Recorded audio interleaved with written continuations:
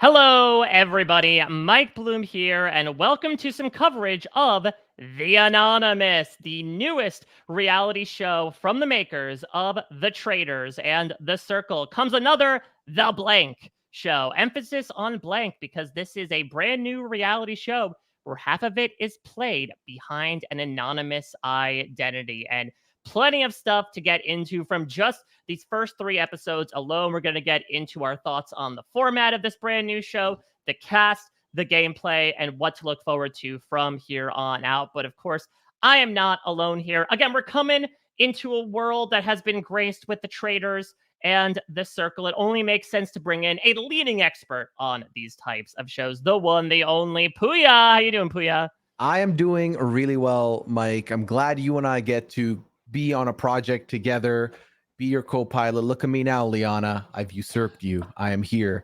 I'm so excited, Mike. I'm excited because first of all, podcasting with you is a treat always. But then, Likewise. secondly, I really am excited for this show. Initially, when I heard again the Circle and the Traitors, I thought, well, I like both. So let's see how this goes, especially with the Traitors. I've loved every iteration I've seen so far, and then the Circle this last season was definitely the strongest iteration of US. So I've been riding that high, and I wasn't sure exactly what we were going to get here, but I wanted to give it a shot. And let me tell you, man, I'm mixing well with this show. I'm really liking what I've seen so far. Yeah, I'm all anonymous. Is that a thing? I'm all in on the anonymous. And just so you all know, Pooya and I, in case you missed it, put out like a little 15-minute podcast getting into some vague details about what you should know about the show, the structure of each episode, the cast, including some of the most notable names from it, our spoiler-free reviews of it. I think for the sake of those that are the looky-loos still coming in here, maybe didn't check out that previous podcast or what another reminder about, what we liked about the show. We'll keep things spoiler free here at the top. I will give a clear and designated signal for people who do not wish to be spoiled to jump out at the point this podcast is being released. The first three episodes should be available for your viewing pleasure. They air every Monday night on USA Network. Episodes should air one every week from here on out, doing a little bit of like what Amazon does, what the Traitors does too, of like giving us a little bit of like a front-loaded appetizer portion of the meal before kind of going with a more weekly format, which comes with its benefits and drawbacks, especially with how each episode is scheduled. Just to go briefly into the structure of the Anonymous, this game is basically played in two modes. One mode is done in person, where you are competing in various challenges to add money to a pot, like the mole, the prize pot, which goes up to $100,000.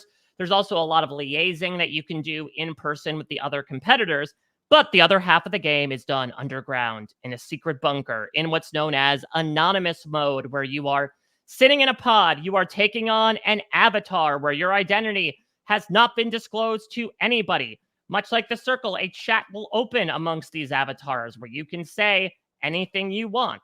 There's a period of time where everyone votes for somebody based on those conversations. And much like a format like Big Brother UK, for instance, all those who are nominated, who are voted for, become part of the pool of possible eliminated contestants. And then, Pooya, the Anonymous truly becomes much more titular than conceptual. Yeah, because once people get their nominations in, those that are in danger of leaving will be the ones, even if you have one nomination, you're up for elimination. But then the added element here is you thought all this chat in the Anonymous wouldn't matter. It actually does, because you still have to try and detective your way and figure out who is who, which avatar is which person. They do a quiz, and the person who has been sussed the least correctly. So let's say you've been doing a good job hiding your identity. You get granted the title of the Anonymous, meaning you have the sole vote to decide who leaves. So if someone had one nomination and you want to get rid of them, you can. If someone had 8 nominations and you want to get rid of the House rules, House majority, you can. But you are the only one that gets to say. And also, the person you eliminate will not know you did it, and no one else will know you were the Anonymous either.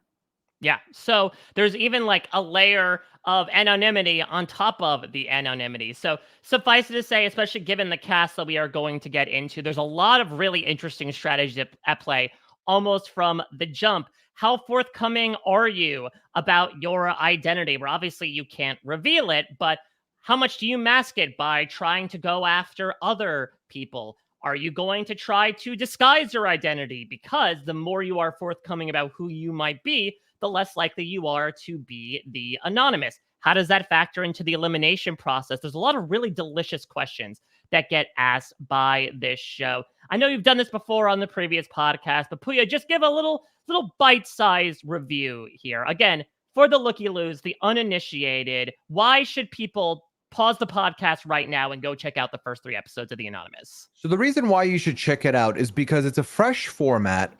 It picks and chooses a little bit from all of the shows we've mentioned. There's a little bit of The Circle, there's a little bit of The Traitors, there's a little bit of The Mole in here even.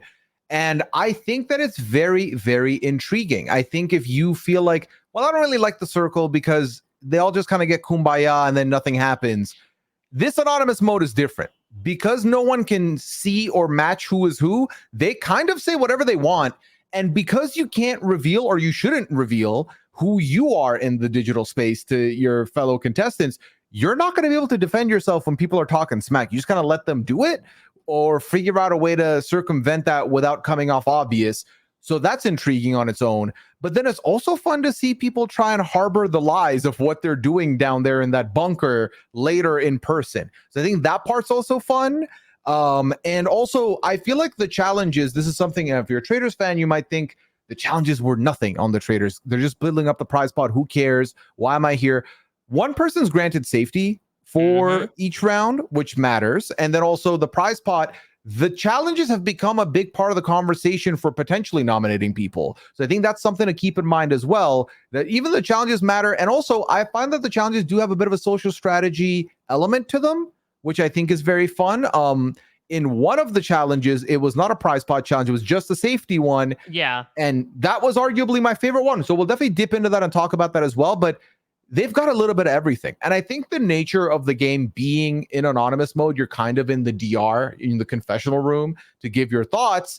You kind of get to hear what these players think their best move is. And because it's a game where half of it is in anonymous mode, where you can't tell anybody who you are playing as an individual. So in a weird way, it's got the individual components, but also you are making or building or trying to build some alliances and connections along the way as well. It's got a little bit of everything. I can't stress enough how intrigued I am because they've kind of cherry picked the best bits from every show. Yeah, I completely agree. And I think what's interesting is not to say every reality show has to make a statement about society, but the idea that you have people coming in who mask parts of their identity, whether it's lying about their job, their relationship status, their history in a manner of speaking. So it's almost like they're already walking in anonymous mode, in a manner of speaking, and then add that in where everybody is in anonymous mode. Again, it's an interesting, diverse cast where they're all approaching these things from different angles and then even changing those angles as the game goes along. I've talked about this countless times in the past. I love watching new reality shows, especially in this day and age, to watch people kind of learn how to play this game on the fly. And even though we are bringing in people who are not newbies to reality television, it's still a brand new game for everybody. And so I encourage people to check it out. The first 3 episodes are currently available. The one thing I will caution people about, and listen, if you've watched our coverage of The Circle, you know how much this grinds the gears of Pooya and myself, but we are all, I guess, at the mercy of the monster that is binge watching nowadays. And the episodes definitely take on that Circle-like quality where they will often end on cliffhangers, where you may not know who has been eliminated or who is anonymous until the next episode. I want to give everyone a very clear and fair warning about that, just so you're all prepared for it. But hopefully it just encourages you to click next on those other 2 episodes that are available. That being said, fire the klaxons off. This is your opportunity, everybody who haven't watched the episodes yet. Go underground to your bunkers, cordon yourself off, watch the first 3 episodes of The Anonymous, pause the podcast, then come back and listen to our spoiler-filled opinions on the first 3 episodes. Pooya, I hope I have blathered on long enough where people have just drifted off, as they usually do when they're listening to me, so we can finally get down to brass tacks about how much we love the show. I think so. And just in case you're still on, because you're like, you know what? It's fine. I've watched episode 1, so I'll be able. We're not going chronological here. We're kind of going to go all over the place. So yeah, even then, I can't stress this enough. Pause up, watch up, and then come back. You will not regret it. We're going to have a good conversation here. All right. So hopefully that has been enough time for people to head on out. It's time we finally talk the Anonymous Pooya in spoiler-filled detail. And again, I really am in love with this concept. Like, really, the only major detractor for me amongst a really interesting cast and an especially interesting structure of a concept is the episodes. And, I had the opportunity to talk with Stephen Yemo, who was one of the EPs on this in an interview at parade.com, which you can take a look at. And yeah, he pretty much had to say, like, yeah, I wish it couldn't be this way, but we're now producing episodes under the pretense that someone would binge it. And so we want to create that willingness to click next on the next episode. It does come with the drawback, as I'm sure we're going to experience soon with them going weekly, of like, oh, I don't care about so-and-so being eliminated now because all of the momentum to build up to it stopped short last week. Yeah, I feel like what I found was because we had 3 episodes back to back to back, I didn't have to think about that for the first 2. I was like, oh, whatever, it's coming up in a second. Only for then to be left with episode 3 of like, oh God, okay, which one of you two won the Anonymous? And also, am I going to remember this next week? And is it going to hit as hard as it was? Because the buildup was glorious on episode 3. We kind of got a change in target for the first time in the show period, only for me to maybe not care, which would be awful. Yeah, exactly. That being said, again, when we were living in it, the content is so interesting to watch. Sort of everyone again build the plane as it flies. Of like, okay, we're initially going to go after those who are a bit quieter or are not contributing to the pot. To almost immediately, okay, we're going to get rid of the biggest threats. We really accelerated through the evolution of reality TV almost in one round, Pooya, and perhaps that's because of the fact that some of the most powerful people in the game are those that are experienced in the realm of reality TV, games, or perhaps both. But again, I just can't say enough about how much fun this is and how much this cast is just willing to play and try things from the jump. I think that's the big thing. A lot about a show, the format and the network can only get you so far. The cast is going to be what carries it over the line.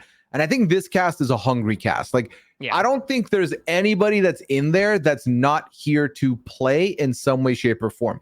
Now, some will play to their betterment, some will play to their faults and to their own defeat, but they're all here to play nonetheless. They're hungry for it, and I'm very excited about that. I like also, it's 12 contestants. Yeah. I do like that we didn't give this the Traitors season 1 treatment of 50-50 experience and non-experience. We have 2 people I would argue are experienced in this realm, in this kind of a show format. Mm-hmm. Everyone else is kind of new to this, but still have that competitive edge, which I think is the perfect mix here. Yeah, I am intrigued to find out from people who were not perhaps recruited from the show in a manner of speaking, like, what were they cast under the pretense of? We can certainly get into at least one cast member who was an out-and-out fan of social strategy games like Survivor, like Big Brother, that this makes it a natural thing. But I'm curious, like how did Christopher get on this show? What did he think he was on? Because he thought for a second, I think he was on Bachelor in Paradise in that first round.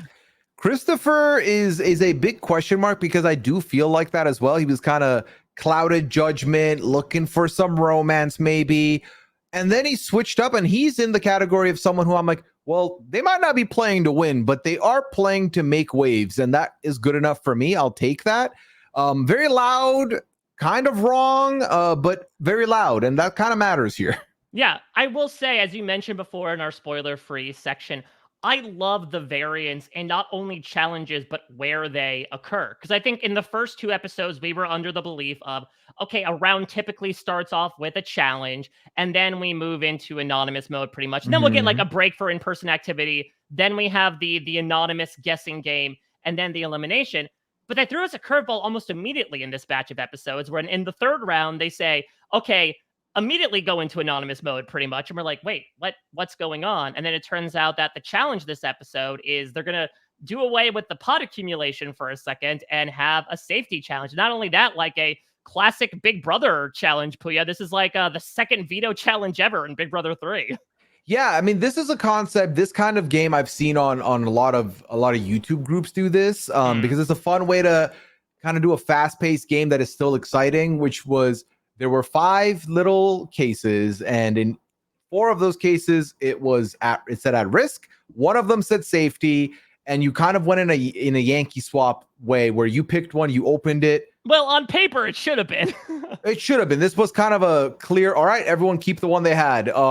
But I like stuff like this, especially this was the first time now where people can get to study their opponents and kind of see who can lie well. And I'm intrigued once we get our next anonymous mode, how many people are going to start trying to equate, well, this person was really good at lying, so they might be this person. Like, how do we get there? Yeah, I really like, especially like episode 3 felt like when everything crystallized. Maybe it was the really shock boot of Casey that kind of woke everybody up, but specifically watching Tyrina, who kind of like emerges from a pretty purple edit in the first 2 to becoming the odds-on target of this newfound alliance, and then pivoting that to look at her position in like the first part of the round to say, how can I use that to help the second part of the round, right? Where she says, okay, I am being looked at as the target. Dice is also kind of being looked at as the target. If I kind of steer people into thinking that I'm Dice, then they're much more likely to get me wrong, and I have a much better chance at being the anonymous. And as a result, now I don't know if like truly the top 2 going into the end of every episode are like the top 2 finishers on the quiz, but we are led to believe that she does have a 50-50 chance of probably ostensibly saving herself because of this strategy. Right. And that's where the mole aspect comes in here, where you kind of want people to lock you in for the wrong avatar, because if they do, they'll keep guessing you wrong. And that's good for you, because if you have the least guesses correct about your identity, you are the anonymous and you have all the power, essentially. So I did like watching people. Some people pivoted by episode 3 to this strategy. Some people were doing it as early as the first conversation. I mean, you could say Jack when you mean some people. Well, Jack, I even would say Xavier kind of smartened up to this early on, and I was utilizing it. So it's very fun to see them play around with those metrics and try and figure out how best to approach the anonymous mode and keeping the suspicions. Now, I think what would be very intriguing to me is if you are like, okay, so Dice is someone they want out, I'm someone they want out, let them keep thinking I'm Dice. You still have to figure out who Dice is so you can keep them in the game as long as you can as well, right? That also would help you heaps, which again, another part of this that I like, because one of my favorite things about watching the traitors is the watching people do the detective work and trying to figure out who is who. You know, I play these games, the Among Us's, the Goose Gooses. That's kind of what I live for, is how can I figure out who is who? I might not even want to like vote them out. I just want to know. I'm morbidly curious. So I love that part of the game here and watching them try and figure that out. And then obviously, you know, with some of these other shows, we have like a Survivor. You can be the most strategic person to have ever strategic, but if you do not have the social chops to be kept around, none of that matters. The difference here with this is that if you have a little bit of social, but you're hella strategic, you can do so much damage in the anonymous mode and live to tell the tale, because as long as people don't dislike you or you're not too big a threat, it doesn't matter how good you are socially. Yeah. And what I think is so interesting, again, about the chat is that people can throw out the most generic statements, and it really talks about almost the human condition where they're like, oh, that's classic XYZ. Oh, that's definitely a statement from Robbie. Oh, that's gotta be Lily. And it's so interesting, again, that we have pretty much all the information to see how correct or incorrect those guesses are. And to your point about like trying to keep Dice in the game, you know, I think the elimination format and the big reveal about traitors-esque, right, of like, I'm gonna stand on the dais and say I am Wizard, it's a little womp womp for now, because it's not like Wizard or Shark had this big impact in the game. Not enough build up yet. I do think, you know, either we're going to get Tyrina outright eliminated next episode, maybe, and then she reveals she's Truck and everyone says, shit, she wasn't Dice. Or maybe if Robbie gets eliminated, and because she's one of the people up for elimination, I think, right? And then she's revealed to be Dice, and everyone's like, oh, okay, well, Tyrina now looks even more threatening than beforehand. So there's going to be some fun built into that pomp and circumstance. But I will say the game design element is very interesting to me. I don't know where they found this random enclave in the hills of the middle of nowhere to have the roundhouse and the square house and like these 12 ornate bunkers. It looks so cool. Yeah. I was like, yeah, that was the first inkling where I was like, okay, maybe this isn't a graveyard shift show at 11 p.m. Maybe they do back this because this looks like a high-end area. Yeah, I mean, it looks incredibly high tech. Maybe it is the Danny of it all. Though, again, it's not necessarily AI. It's still more so gleaning onto kind of the oops all catfish idea that Pooya, I know you and I have talked about with Terran alongside the circle of like, hey, wouldn't it be interesting if everyone was anonymous and what personality would you put on? This is sort of steering into that, but again, still bringing those other in-person elements to it. And speaking of persons, probably the easiest way to digest these 3 episodes is to kind of go person by person and talk about what they're doing, the strategies they're pursuing, whether or not it's working, and how we think they might fare during the remaining insert number of episodes here. Yeah, I agree. We gotta build it all up, and we can only do that by building up the characters that we've seen so far. Well, let's talk about a character that we have seen many times before on our screens, considering that this is what his third or fourth reality show, if you count Big Brother Reindeer Games as separate from Big Brother proper. Let's start with one of the more notable names of this cast, Xavier Prather, winner of Big Brother 23 as Fish. He picked the fish emoji. Now, Mike, I wanted to come into this and ask which avatar you would pick, but I did see an eggplant on that board, and I just know you would have picked the eggplant, so it rendered the conversation moot. Yes, but the problem is, and we'll get into this maybe with somebody like Robbie, is like, if people know who I am, which I would not presume that's the case, but like, if they know my brand, then I would be so easily identifiable of like, okay, maybe besides Andy, I would be the one that'd be most likely affiliated with the eggplant. So I actually ended up, I think, conveniently wearing a shirt that would signify this. I think I'd probably be like the whale. Maybe it's like a fish adjacent, but I think it could be fun. I mean, we'll talk about this with Xavier. I mean, with Xavier in general, he is, you know, somebody who is Mr. Cool, calm, and collected. He is somebody who is going to stay middle of the road. That's what he's known for on the cookout. He was kind of one of these really down-to-earth personalities that kept everything together, even when it was fracturing towards the middle of the game. And similarly, even from the way he approaches Avatar, Xavier's like, just got to put my head down. You know, it's a marathon, not a sprint. He's making moves, especially in episode 3. But it's clear that he's trying to adapt, I think, a lot of stuff he learned in his $750,000 game into a $100,000 one. Yeah, he ended up going with fish, and I loved his explanation of he's basically trying to not pick something that is obviously him and also not pick something that is so clearly the polar opposite, which could make someone reverse into him. He just goes middle of the road with fish. I don't think it's a bad pick at all, especially because luckily for him, someone picked shark. And that is way more threatening than just fish. So that's cool. There we go. Yeah, they should have presented more options on the food chain. Like, do you present pizza and human? It's like, well, listen, I may be pizza, but humans eat pizza. They eat donuts. Exactly. And that's how that goes.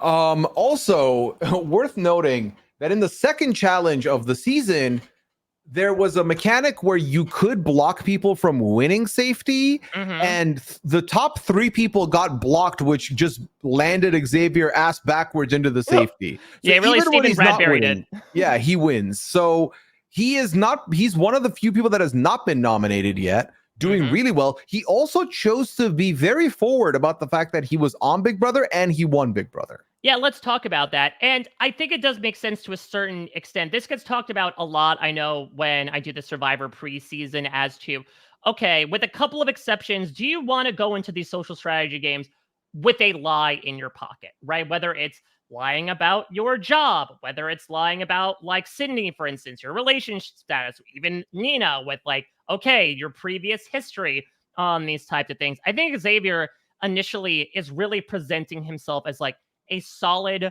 reliable guy.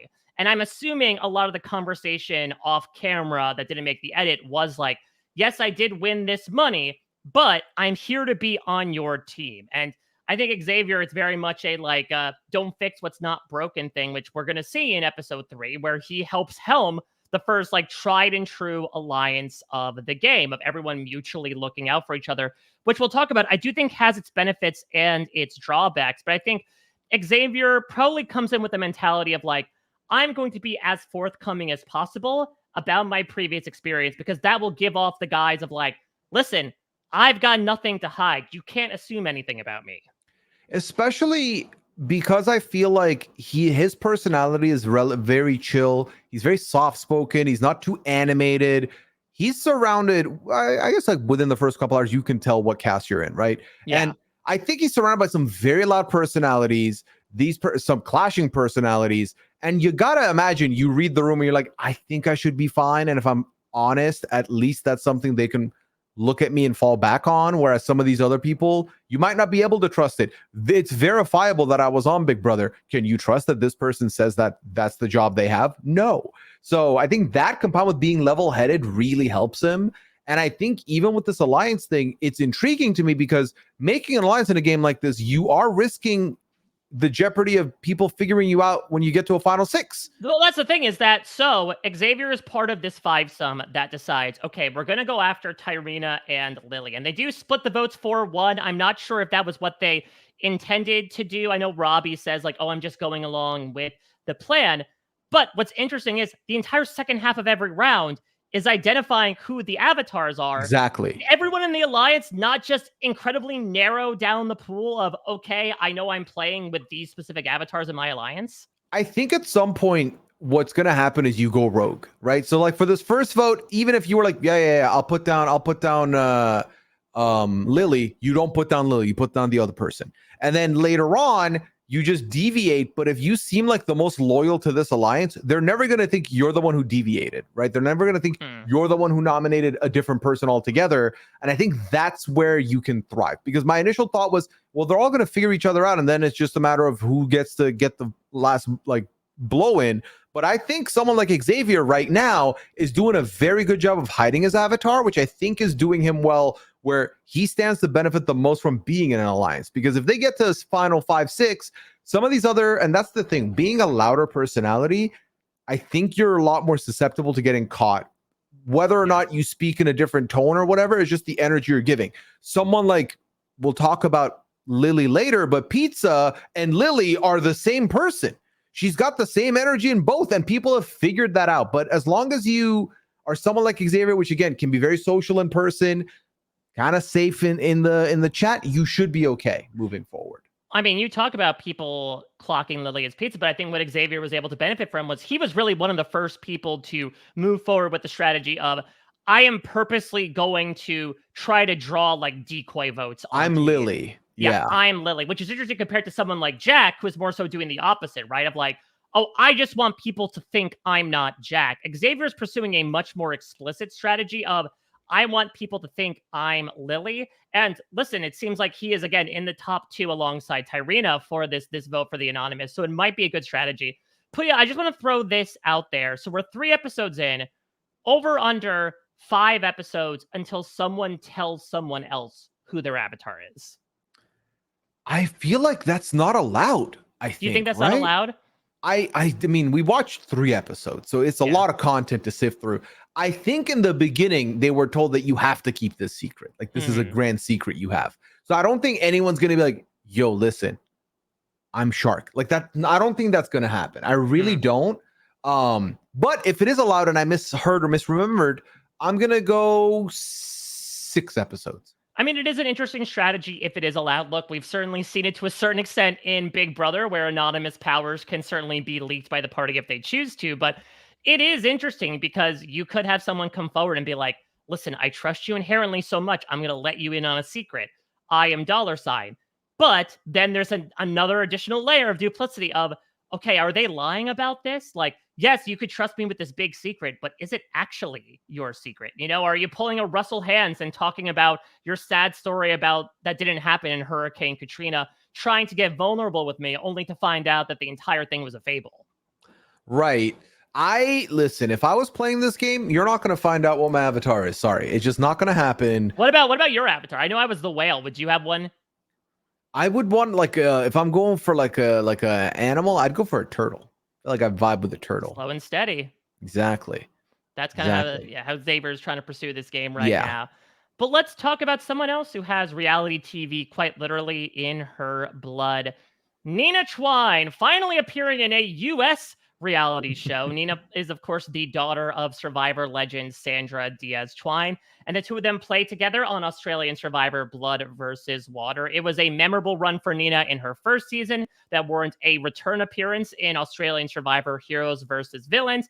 A lot of people have been calling for Nina to make her way back to the States, and she does here in the Anonymous. And listen, Pooya, the apple doesn't fall too far from the popcorn bucket here, because it does seem like Nina is trying to pursue, much like we've seen in Sandra's 2 winning games, especially, a very like low key, keep your cards close to your chest, maybe subtly target people type of game. Yeah, I really like what I'm seeing from Nina. I feel like she's got the most head in the game mentality right now. She's someone who I think we're benefiting a lot from learning about her through her confessionals and the bunker. I really like hearing her head for the game. I think she really knows what she's doing. She has kept that she's been on Survivor away from these people. Unless Jack decides to pull a claim to fame and just like outright call out, "Are you related to Sandra?" Yeah, outside of that, she should probably be fine. Also, one of the other people who has not been nominated yet, which is great for her. I'm intrigued because I did feel like Nina is low key, but is also doing a little risky for me. So in the second challenge, which we didn't talk about yet, the second challenge was there's this like cage with holes in it, and it rotates, and you got to throw these balls into the holes, and that 5 minutes to throw as many as they could. Each ball was worth $50. But the caveat was each side of the cage had a hole with the person's name on it. And if you threw a ball through a ball through that hole, that person cannot win safety, no matter how many balls they get in there. And Nina was clearly had 2 targets in mind that she wanted to prevent from winning. And I just thought that was way too risky. You could get caught doing it and you'll be in trouble. Now, luckily for Nina, she did not get caught, and the person she wanted to block from getting safety did get blocked. But if she was caught and that person was blocked from safety, they would have voted, like they could have voted her out, and that would have been dangerous. You know what I mean? So that's not ideal. Yeah, that's the thing, is that Nina, again, much like her mother in her first 2 seasons, is very unsuspecting at the moment. All we know about her is she's a work-from-home accountant who, you know, has a partner for ages and a nice dog. No one necessarily thinks that the dog has teeth necessarily. Though, again, we are such nerds of these games that you gotta feel like there's a bit of a meta of like, okay, they wouldn't just cast a mild-mannered accountant on a show like this. You clearly have some chops to you. But Nina is, again, really trying to wend her way through behind the scenes. And Xavier is doing this as well with really buddying up to the outcasts on the show. Nina is one of the people who has like a big talk with Lily after that first round about like a la Tyson and Coach in Heroes versus Villains. Like, hey, this is what people think about you. Maybe try to do this a different way. Xavier is going to be the first one to approach Tyrina, despite him being one of the main people to target her in that moment, trying to be that listening ear. It helps really well with the Anonymous mode, where I don't think in this moment people are necessarily doing the double layer thinking of like, okay, are you really steering into the curve right now because you were the one to throw me under the bus? Maybe I'm just manifesting this, Pooya, because right now they're in an alliance together, but I expect sooner rather than later, it's going to be a Nina versus Xavier thing. And I don't know if we're at sides during a war at any point, and Xavier has not necessarily identified Nina, which I don't know if he should. I haven't been tuned into enough of these reality TV events to know like if they were running in the same circles, but it just feels like eventually Nina might try to make a move on Xavier and try to shore up some of that social currency. I think that's definitely possible, especially when you factor in that, first of all, they're both super safe right now. Also, Nina and Popcorn, her identity, neither have been talked about. Whereas like everyone's talking about Robbie, everyone's talking about Dice, like it's just happening all the time. I think she's in a good spot right now. I think also once you start seeing, if you start seeing some of the results down the line end up being whatever Xavier's setting up, you're going to try and take the shot at him. The beauty of this game is that all it takes is one rogue nomination and you can just clip the front runner if you win the Anonymous. Like that's all it takes. So I definitely could see it. Like if you're Nina and the people who are being targeted are people you would want targeted anyway, why not throw a vote on Xavier, right? Why not nominate the guy who's safe the most? Just try and get that name out there. Why not? And I could definitely see that happening. All right, let's move on to another famous face in this group, but certainly not in the realm of reality TV, though many have said that the Fire Festival seems like a reality show go wrong. Certainly some better conditions by comparison. For one, Andy King, of course, famous as one of the event planners of that disastrous festival. He has somehow found his way onto a reality show. Pooya, I do feel like he maybe curtailed an appearance on like the Traitors season 3 or something to appear on this. Here he is as Butterfly, and certainly his appearance has caused a lot of effects to spin out throughout this game.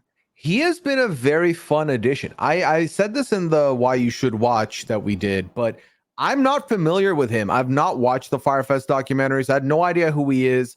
All I've heard is that he's got this famous one-liner that came up in the first episode about blowing and stuff and such. Mm-hmm. And no, to the point where so they have these little like gifs of people when they get voted for, and Andy's is holding up a water bottle. Yep. They know what they're doing. They're about that comedy. I feel like Andy's been a very fun addition to the show so far because he's definitely one of the weakest performers in the challenges, which has definitely caused him to get nominated by quite a few people. But also, he's got a very, very tight final two with Jack, who has done nothing but anonymously nominate this man from the minute he's been in the bunker, which is so funny to see. I cannot wait for the eventual reveal one way or the other as to the identity of who football is. Just when he's like, what the hell, guys? What happened? I can't believe it.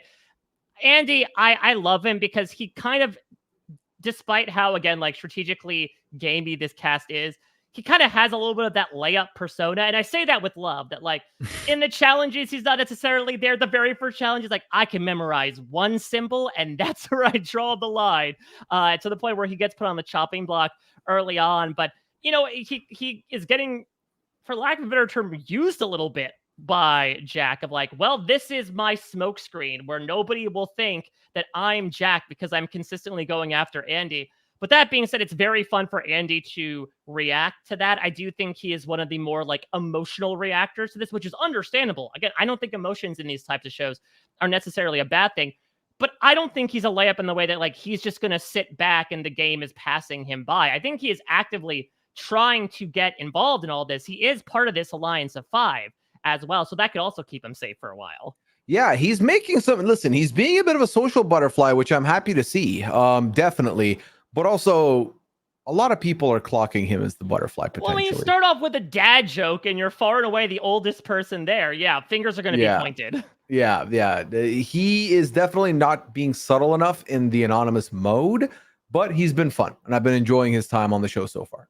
So, to that point, do you think the fact that he is not the most forthcoming, but perhaps has already become targeted with his identity early on, does that help or hurt his game?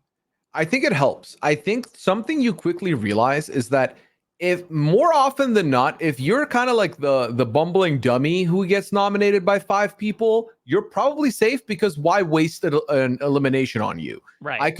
Whereas like someone who got nominated once and I didn't nominate them, I can remove them. And if I've not talked about them, even better. That's the thing I was thinking when Jack won it. I thought, okay, someone who has a decent shot of doing good in this game that I didn't nominate, that got one nomination, that I've not publicly feuded with in the anonymous mode or anything, that's who I'm booting, because why not?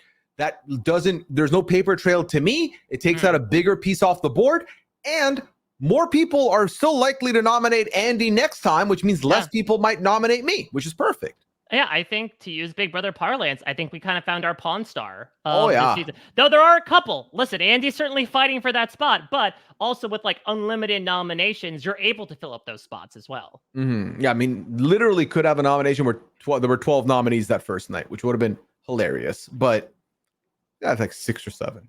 So I would say these first 3 people were definitely introduced in promotional materials as like some of the most famous names. But there is somebody, Pooya, that if you run in certain circles might seem familiar to you. And let's roll them here. Taking a page out of Andy's book, I want to talk about Robbie Jade Liu. So Robbie is a professional poker player. And what's very interesting is that there is some crossover with a reality show that you and I know all too well, Pooya. Did you hear I think it was last year or maybe a couple years ago, about the controversy between Garrett Adelstein from Survivor Cagayan and Robbie Jade Live. I've watched the clip. I watched the clip and I tried to understand what was going on in the clip. Garrett was not happy. But yeah, they pokered together. Yeah, so basically to explain what happened, Robbie and Garrett were playing heads up against each other, and Robbie had this weird gesture where she like went all in, but had a pair of cards that is demonstrably, objectively not very good, whereas Garrett had a very high hand. He decides to call her, and then the cards work out in a very certain way where she somehow wins the pot. And there's a lot of odd behavior happening where like she then immediately wants to be like, oh no, actually you can take some of it as well. Like I feel bad for what happened. She then tries to almost get up and immediately leave. And it caused a lot of controversy at the time, as I think Garrett and other poker experts had tried to weigh into the conspiracy of like, okay, was Robbie colluding with the house perhaps to win this hand?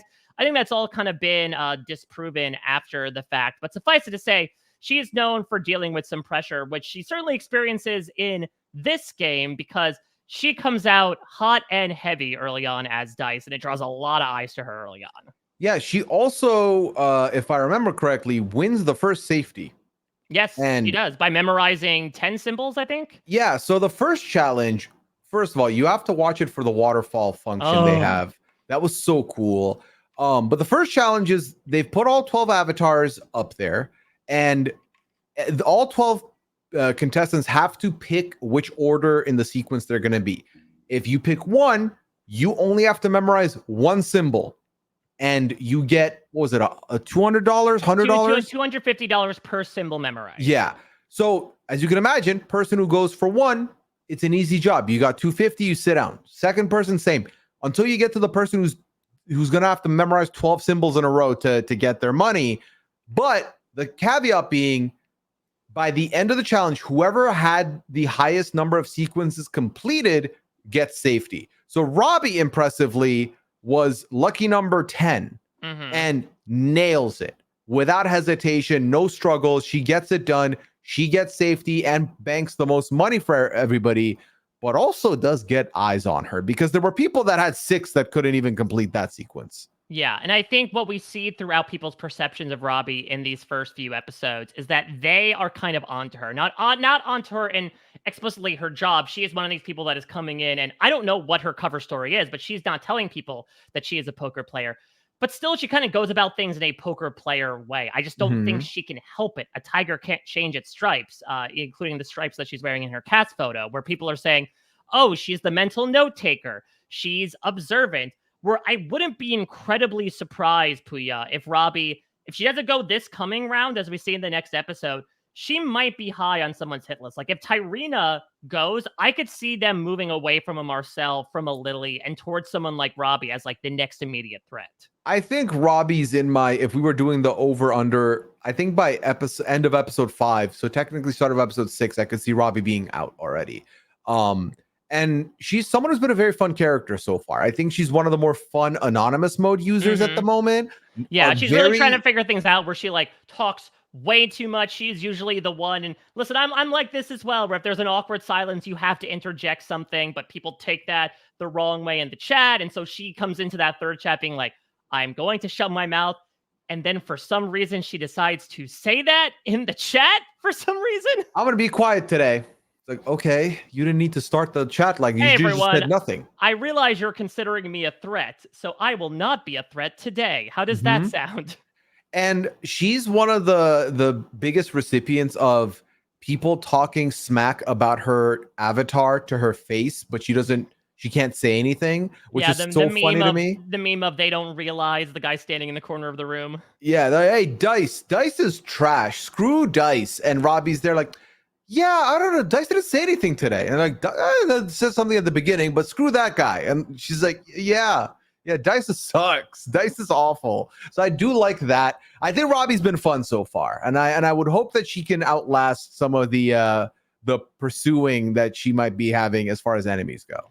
Well, let's talk about somebody that tries to falsely paint Robbie with their own avatar. And let's talk about arguably the biggest gamer we have seen so far, even more so than the actual social strategy players who have experience here. let's talk about Jack. Let's talk about football. I mean, when he's got that pose, What in the party down is this picture? Are we having fun yet? Yeah. We got it. I mean, Jack is dressed like that scene from The Room where they do play football in the alleyway, like 6 feet apart from each other. Cheap.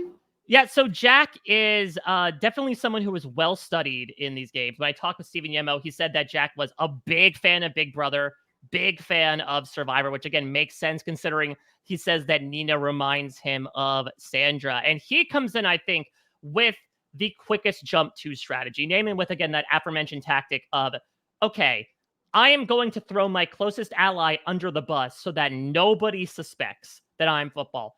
It works successfully to the point where he does end up becoming the Anonymous in the first 2 rounds. I mean, I don't know, Pooya, this feels a little blasphemous, and maybe it's the hair, and maybe it's the photo, but dare I look at this guy and say, close enough, welcome back, Dan Giesling?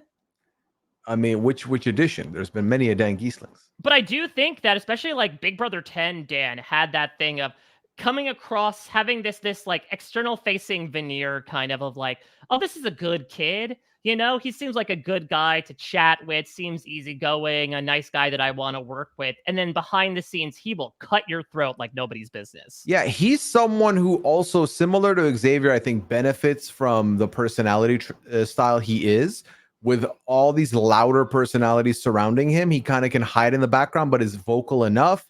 I think he picked the right person to immediately hitch his wagon to in Andy, the older guy who is always going to be looked at before him for lack of performance, but also picking the avatar of football because he wanted to come off as maybe the jockey meathead person, and then just be bullying this poor old man in the anonymous mode for his lack of performances and just nominating him back to back to back. I think he's in a very good spot. He's also a really good detective. He's kind of figured out a lot of people, I think, and also is playing the role so well that he was literally the only person that is, I mean, actually, no, as of right now, because we've not seen who's the third person out, he is responsible for both eliminations so far, which says something.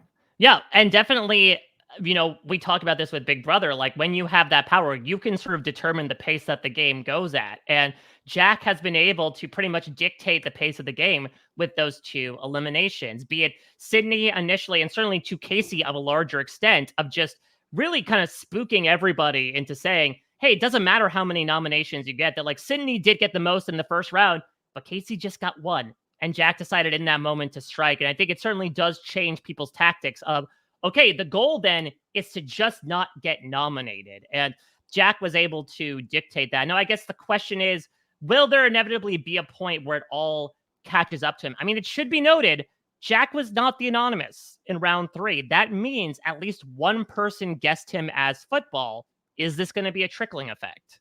Yeah, so let's quickly talk about the Anonymous test, because initially I misunderstood it. Initially, I thought it's kind of like the mole where they get quizzed and whoever answers the most correctly, they're the Anonymous. And then I realized promptly that no, whoever, it's like golf. Whoever has the least guesses of them is the Anonymous.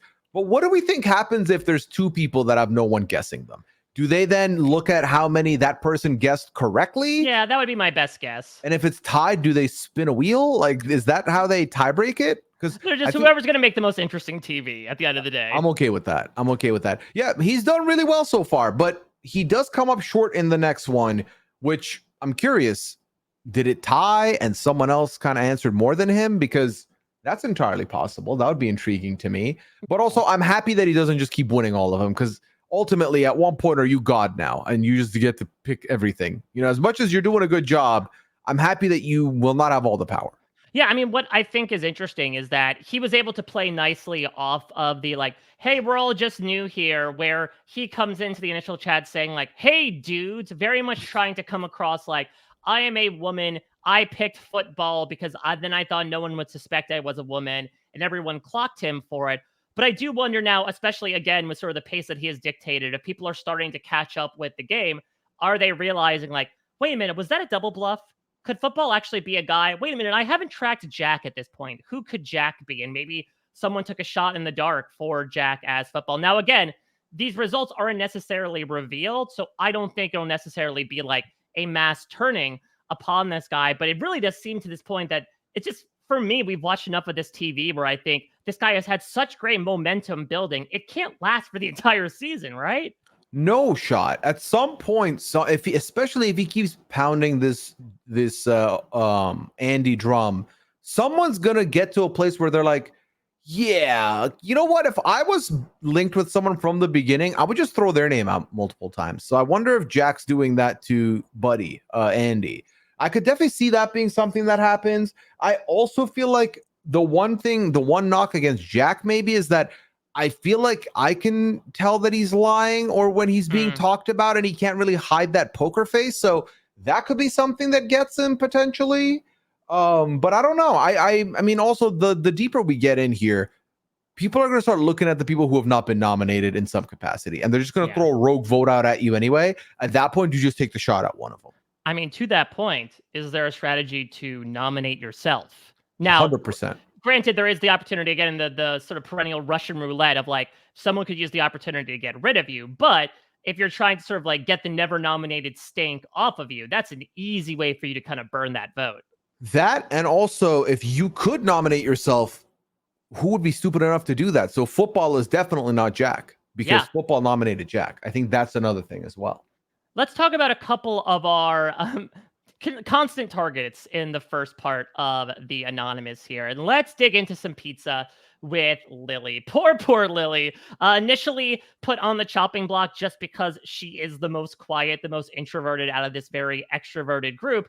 And again, like we see a lot in a show like Big Brother where constant nominations happen, it's then kind of just used as an excuse to keep nominating Lily. Christopher in particular, he says like, she's giving me nothing. And so I'm just going to keep going after her, to the point that I would say, like, if Tyrina doesn't win here, like if Xavier becomes the Anonymous and he decides I'm going to keep Tyrina in as this big threat for my alliance, the next most likely person to go would be Lily, who has been linked up with Tyrina.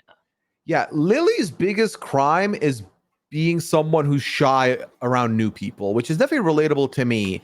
You know, my close friends, they're like, Pooya is annoying. He doesn't stop talking. He's a little too shady. He roasts me too much. Around new people, I am a turtle. I'm in my shell. I'm very like late to talk to people. So I definitely, while that does resonate with me, you got to start landing here and start making some connections. And I think it wasn't even the lack of conversation, Mike. We heard people say, yeah, I was trying to make eye contact. Lily was avoiding my gaze. She's not even looking my way. So that doesn't help. And she's kind of been late to the party of trying to make connections. She has had some people vouch for her or give her tips, but Lily right now is someone who, like Andy, is a permanom, I think, all the way to the end. But at some point, someone might just take the shot at Lily to get her off the board and to get someone else on the board instead as the permanom. And right now, that could be a move for if Xavier does win to take Lily off the board, knowing that everyone's going to come for Truck anyway. I do want her to stay, though, because I love this brewing rivalry between her and Christopher. I mean, maybe one of the best exchanges in these first 3 episodes during the safety box challenge where, you know, Lily says, whatever I have, that's between me and God. And Christopher says, you're not saying anything. She says, I'm like a bird. And he goes, well, birds sing. She goes, they also fly away. Like, come through, Nelly Furtado. I love it. Like, I like Lily getting a little bit of teeth towards the end of these batch of episodes. I want Lily to eliminate Christopher. That would make me happy. That would be fun. All right, well, let's move on to someone that was also at the forefront here and was the winner of the safety game, surprisingly, despite the fact that he picked the first box, told the truth, and just sat on it. And hopefully it helps improve his standing because Marcel here, despite him being labeled $sign, it seems that these first 3 episodes, he's got a little bit of a far journey to earn those $signs towards the end. Yeah, Marcel's biggest crime is that he is a streamer and a content creator, really. He streams video games for a living, and immediately a lot of people thought, well, that's sketchy because he could be really good at the anonymous mode. And I thought, why would you say that? But I guess, like, yeah, you're more social media savvy in this space, but unless he's running like a Tucker profile picture fan page for BB26, like I can't imagine that he's going to be better at the anonymous modes in any way, shape, or form. I mean, maybe there's something about, like, again, depending on the associations with streaming, it's this idea of like curating a personality, you know, like, oh, you're a smooth talker, you're quick on your feet, you're able to multitask. Are those things you want to see in possible competition? Well, that, and also I think he's done really well in the competitions as well so far. Like they've done 3 challenges. He would have won the second one with the balls if not for the fact that Nina blocked him without being caught, by the way. He wins safety here, and he wins it he gets his first case. He opens, he's like, yep, it says safety. I really like this case. No one take it from me. But then he's like fidgeting and shaking, and that caused people to really think he's lying and then not take his case. But I think he did a good job there. Yeah. I still think he's the type of player that's going to be a great smokescreen for that bigger alliance, because if someone on the outer wins, I think they take Marcel out. They're not going to take out someone from within that group of 5 at the moment. So he's a great smokescreen for them for as long as he's there. But I think of the avatars, I like this one the least, because don't name yourself $sign on a competition where you're trying to steal the dollars from everybody else. Yeah, it feels like a negative association. I'm sure there's some psychology baked in there.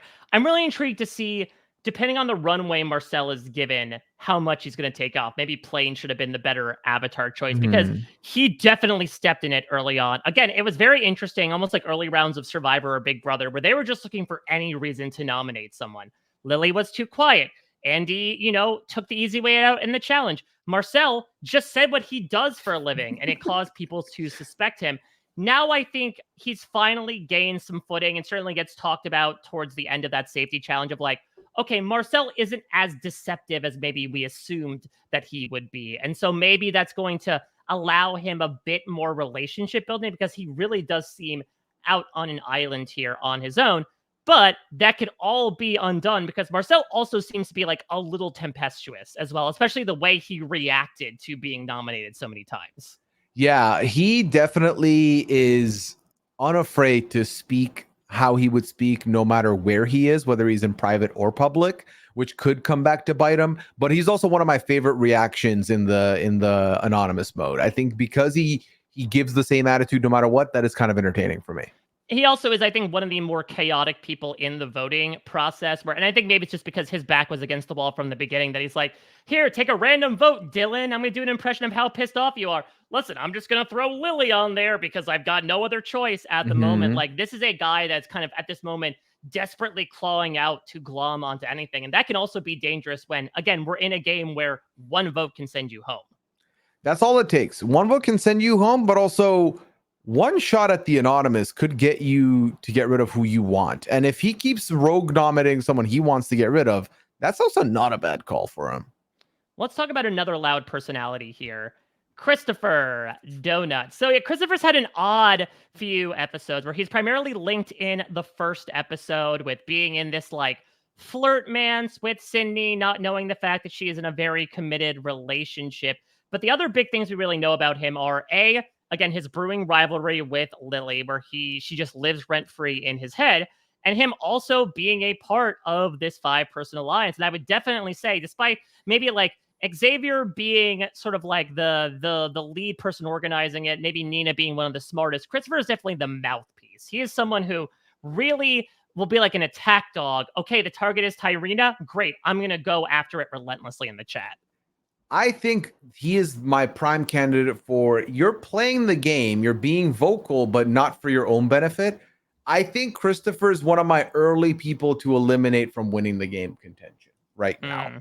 And a lot of it has to do with that he's so willing to be so vocal and just go all in on, all right, you want this person out? Let's get that done. Let's be very loud about it. So that for me is why I'm a lower on Christopher. But also, I think he's gonna be a very like I'm ready for Christopher to have his face-to-face feud with somebody. Yeah. Like we need, the only thing drama-wise the show is missing right now is a public drama, and I think Christopher's the best candidate for that. Completely agree. This guy comes in with a lot of alpha energy that I think he is more than happy to call somebody out face to face. I think, for example, if Tyrina survives in one reason or another, I think he will not be afraid to call it out. I mean, what I think is so interesting as well is that the separation of the square house and the round house kind of almost fosters this division. I'm a little surprised, Pooya, that we haven't gotten already a like square house versus round house alliance battle. So I'm a dummy because I really thought that the round house was going to be the house where they're all going to be in person. And then I thought the square house was going to be their living quarters and the bunkers, but that's not how it is at all. And Yeah. I don't know how I feel about that. I feel like they should have had it be something like that, probably. Or maybe it's like, here's a second area where like you can go to. I'm intrigued as to how the splitting up happens because yeah, if they like get sequestered basically in two separate groups, I mean that limits a lot of Oh crosstalk that could yeah. happen. Well, the bedroom situation was wild because it really felt like there's 8 bunk beds in one room. Like this was, I was like, you have all this real estate. Why is everyone sardined into this little They room spent all the here? money on the shape-filled waterfall. Yeah, which was very cool. But you know what else is cool? A nice mattress, some pillows, a couch. Where's a couch? All Just right, have well, some stuff outside.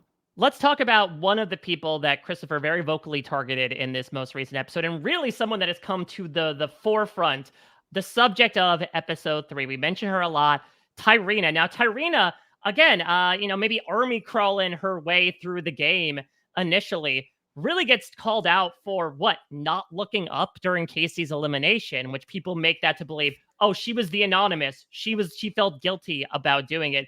And so we have this mass crusade against her, which was really interesting. I think it was fun to see her then kind of come out of her shell and try to figure out the various tactics, whether it was, okay, I'm going to purposely steer into coming across as Dice, almost doing exactly what Ravi did so that I would get voted for as the anonymous. But Pooya, talk to me about this. How much do you think her game has been sold up the river if she's not the anonymous at the beginning of next episode? If she's not the anonymous, this is the way that people are going to be able to ultimately get a confirmation in. Like for the big alliance, if Tyrina leaves, that's like, okay, our plan worked and someone within our group got it done. I think that's a big thing for them. Now, part of me is thinking, if I'm our big group, but also I personally have not had any run-ins or beefs with Tyrina, and I win the anonymous, I'm gonna go ahead and vote out somebody else. Maybe a Marcel that's sitting right there nominated, but is available. Because if you still have a group of 5 targeting both Tyrina and Lily, that's good for you. But also, that you got it right, they didn't, but they're still going to assume someone like Tyrina or Lily won the anonymous and they're going to get targeted again anyway. So you're kind of in a perfect spot there, in a weird way. So I don't think you necessarily have to go for her here, but you could potentially do that. I don't know. I feel like if Xavier wins the anonymous, I think it's going to be He's going to her. go for her. Because I agree. I think especially with the big surprise of Casey, things could go in two different directions. Either the game has really accelerated to a rapid pace and you just keep big game hunting, or you kind of like resettle things with a quote unquote house target. And even though Tyrina only got 4 votes from the alliance, it does seem like everyone has been pretty suspicious of her in general, that this could be a way to sort of like reset the status quo, not stick your neck out too far as the anonymous by saying sort of like what they end up doing with Sydney a little bit, which is like, hey, everyone was a little sus of Tyrina. Now, granted, that might all be thrown, shot to sunshine when it turns out that Tyrina is not Dice. But I could see that if you want to go for an easy target, she could be someone you could easily off-road. Yeah, and we talk about all the time with these shows of every season, the culture of that season is set by the early game and what people expect and that cast. So if in the early game now we have had a rogue 1-person nominee go home and a majority nominee go home, if you pivot back to full nominee, that might be better for you as an Xavier who may just get put up there because of a rogue nominee. That's better for you to set that culture of, hey, we typically get out the house target. We're not getting out the random 1 person that was thrown out there. That's good for an Xavier. So honestly, I think he should go for her. But I also like the prospect of, again, there's different ways to think about it. And you can just keep that big target because all your team is going to go for her again anyway. And you might be able to push someone out and then kind of go back to behind the deck. Or you could have still win anonymous twice in a row. But we're still so early in that I don't know. I don't know what the right move is right now. All right, let's talk about our last remaining player currently in the game, who's a little purple by comparison, but damn, he looks good in purple. Let's talk about Dylan as Alien. Really fun personality, big personality, big country was his nickname. Not really a lot of stuff so far from him, but Pooya, they keep hyping up this one clip of him telling this mysterious person that he's coming for them. So inevitably, and maybe it's just Marcel nominating him all these times, it's going to wear down that crack until something finally happens. Yeah, I think Dylan had easily the most personality coming into episode 1. But then by episode 3, you forget Dylan's there. Like, yeah, outside of like the B-roll of, oh, Dylan's gonna go in the pool, dip toes in. All right, we're done. Dylan's only alliance is with Danny at this point. He has the best bants with Danny. Oh, easily. And I love that Danny can get shady and respond to them. That makes me happy. But yeah, right now Dylan's kind of on an island a little bit, but not in the worst spot ever, because outside of being nominated but one time, and it was mostly to get a reaction out of him, kind of just living his best life on this roundhouse square house combination. Yeah, but it could be something like we see a lot in post-merge Survivor, where it's like everyone likes him. No, everyone's gonna let him get to the end of the game. Like, I can imagine someone like a Marcel or even a Jack might one time be like, I'm gonna throw a nomination Dylan's way. And maybe if I get the anonymous power, I'll get rid of a big threat. And so, depending on the timbre, the tenor of this game, it might end up turning on someone like Dylan, who again is really unsuspecting right now, but could eventually become very much rising to prominence just because of the fact that he is so genial. Yeah, I think with a lot of these games, you want to be under the radar, but you don't want to be off the radar, because once you're off the radar, that just gives excuse for one person to remember you're there and be like, wait a minute, you're still here? Yeah. Noonie, you need to go. We've not been talking about you nearly enough for you to just be chilling like this. So I think you need to be, it's like you kind of need to make a headline or two, but you don't want to be in the newspaper all the time. That's kind of the way I see it with these games. So, and I think Dylan's more than capable on making headlines here. So I need it. Dylan's also someone who I think could benefit from a little feud here. So, Dylan, listen, I'm just saying, Christopher can be very annoying. Maybe let Christopher know this in person. All right, well, let's go to another section in the newspaper. Let's talk about the obituaries really quickly. I want to send off a couple people that we lost in these first 2 episodes, because we are talking about this entire cast. Let's start with our first boot here in Sydney. And again, really interestingly set the tone where Sydney pretty much gets targeted because people link her with Christopher. That is really, to us, the only reason why she A, gets so many votes, and B, gets eliminated by Jack. Oh, 100%. And to that I say, why not Christopher? Christopher's right there. What are we doing here? Yeah, I don't know. I think maybe is it the deceptiveness quality of like, she's this Southern belle, but she's got something. I mean, don't they say at a certain point like, oh, she's got that pageanty background to her from a certain someone said, I think, was it Dylan who said something along the lines of, she's like a pageanty person. They're kind of petty, so that's why I'm nominating her, or something like that. I feel like that came up. Yeah, but I do feel like Sydney was given a bit of a raw deal. I mean, granted, she was trying to do something interesting, which was she came in as single and ready to mingle, but she was far from it, and that seemed to be the thing that got her in trouble. Yeah, I mean, I did like this. Gave me shades of Traitors UK, where you came in, you're lying about being in a relationship. Now imagine if she was playing alongside her boyfriend. That would be so funny. Make that a twist, please, and thank you. Also, we didn't tell you which season, so you can't be like, I spoiled you. Don't tell anybody. Yeah, I liked this. I thought this was going to be a fun link. I also thought that, in my opinion, in that first elimination, I think that Jack made the wrong move. I think getting rid of Sydney was a mistake here, because like 8 people, not like most of the house nominates Sydney here.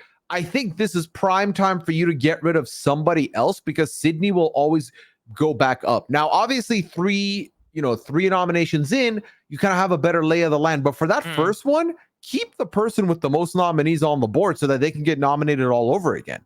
This is probably where I would have, because there was only one Christopher. I think this is where you could have easily gotten rid of Christopher, especially for Jack, who was trying to make football seem like it is the avatar a woman has selected. I felt like, get rid of a dude then. Yeah. And you're not going to get rid of Andy. I guess you could have gone Marcel, but I think Christopher would have made the most sense here. Yeah, I mean, Jack doesn't know, but conveniently enough, he does eliminate the person that voted for him and put him up on the nomination. But again, unless he really is able to use his detective skills and know exactly who voted for him. But that would have been interesting as well. I think conveniently enough, maybe he ends up kind of blocking off that dead end of, okay, if Sydney keeps going after me, then if I get rid of her, then, that is able to hopefully dry up that well. Though again, it kind of ends up just falling in his favor, I think, more so than outright skill of figuring out who Wizard was, considering the rather lack of reaction from everybody in response to her reveal. Yeah, Sydney, you had a fun run. You were the Wizard, which I also think is not the best avatar for kind of trying to lay low. But I guess it depends on the ratio of millennials in the roundhouse. And I will also say, super awkward reveal of her being like, oh, and by the way, because I know everyone's asking, I'm in a relationship, and you could just see Christopher's soul leave his body in that moment. Tried so hard to be like, I don't even care. It's not I don't care. I'm gonna do you, whatever. Like, okay, you definitely cared, but it's fine. We can move on. But this was, again, to your point, the whole in my real life they call me Sydney, but in Anonymous I was the Wizard. It's not landing right now, but I think later on those reveals are going to be incredible. Yeah, I think once you associate personalities with the avatars from the player's perspective, then you're going to get those big reactions like, oh, I thought you were this person. I think the first couple rounds, it's pretty much just shots in the dark, with the exception of Andy coming across as Butterfly, Robbie coming across as Dice, etc., where it's not going to garner a lot of huge stuff out of you because you don't really have any reactions in the first place, associations. Let's talk about someone that did garner a big reaction, including from Tyrina, which is another reason why she gets in trouble here. Our second in boot, Casey, a podcast information consultant, Pooya, and God knows we need one here on this network. Definitely. So I tried to figure out what that means, but I decided not to dig too deep. One of us is how I ended up leaning on it. You're a podcaster. I'm a podcaster. We're all podcasters. It's cool. Casey is victim to the one nomination is all it takes. Really and truly. Marcel quite literally calls her collateral damage, and that's what she was. Yeah, she gets nominated in the second episode. There's a sole nominee that nominates Casey. Happens to be Marcel, who had the most nominations that round. But it happened to be the same Anonymous from the first round in Jack. And this time, Jack pivots and goes the other direction, going from a majority vote to a single. But I thought he made a very good point of, I don't know when Casey goes up there again. So This might be the moment I have to take my shot. I think realizing that a lot of people are going to be looking at Marcel regardless. A lot of people are going to be looking at Robbie and Lily. There were 4 perma-pawns, as you said, basically up there in Marcel, Andy, Lily, and Robbie, all of whom have basically drawn suspicion to themselves the entire time. Yeah, and so Casey kind of goes here because Casey was playing a pretty low-key game, is really what it is. I don't think I legitimately cannot point to anything she did that earned her the boot outside of just being fine. Yeah, exactly. So that's the case where, again, I think her boot kind of almost like a Gretchen Cordy, sort of outlives her own persona and maybe represents a definitive turn that the game is taking. Again, we will see who the third eliminated person is in next week's episode. If it is Tyrina, if we're sort of resetting back to all right, big group targets, or this alliance is going to prevail and groupthink will take over, or is Tyrina going to win and take a shot at somebody else, or will Xavier win and maybe decide to go off the table a little bit, keep Tyrina, keep Lillian. We shall see. But Pooya, anything else you want to get into before we bid adieu? No, I'm very excited to see where we go. We are in a position now where we're going to end up having an episode a week after this batch. So piece by piece, little by little. If you enjoyed this or you enjoy the show and you want to talk about it, of course, at both me and Mike on Twitter with that, we would love to hear your thoughts and respond to them. But also let the network know if you want us to keep covering this, because as of right now, we're not going to be here every week. But if you want it, you let them know. We are the opposite of these players. We want your nominations. We want you to talk about us. Don't remain anonymous here because, we want to check in for the first 3 episodes, test the waters. Pooya and I both very much like it and would like to cover it, but there needs to be some appetite there. So if you want to hear more coverage of it, either on a weekly basis or maybe in batches, every couple of weeks, 3 weeks, etc., definitely respond in the comments on social media. Pooya is at Pooyaism. I am at a Mike Bloom type. Pooya, anything else you want to plug to the listeners out there? Real quick, find me on Twitch, twitch.tv/Pooya. That's where I am when I'm not podcasting. If you're looking for me on podcasts, I cover shows such as 90 Day Fiance, right now, as a matter of fact. Bel Air and Big Brother. Those are kind of the other 3 shows that I'm doing at the moment in the middle of my rotations. And I am the guest for the Love Island reunion this week that is happening. So I'm excited for that. Ooh, and of course, you can check out everything I'm doing as well. In addition to being a podcaster, I'm a reality TV journalist. As I mentioned before, I talked with one of the EPs on the Anonymous, Stephen Yemo, which is already up at parade.com. You can get a lot of insights as to where this concept came from, the thinking behind each one of these pieces in every episode, the decision to utilize cliffhangers to not reveal the Anonymous until after the elimination, which is a very interesting choice. So a lot of great insights there, in addition to my coverage of Big Brother. We're in the midst of the final round of voting for the Survivor 50 wish list as well, if you're a Survivor fan. So lots of stuff going on with myself, Pooya, and Rob has a podcast in general. And perhaps more Anonymous coverage will be a part of that. So again, let your voice be heard. Let us know your thoughts on what you thought on the first 3 episodes of The Anonymous, as well as if you want to see more coverage. But thank you all so much for listening. Pooya, thank you for your fantastic insights. Take care, everybody. Bye-bye.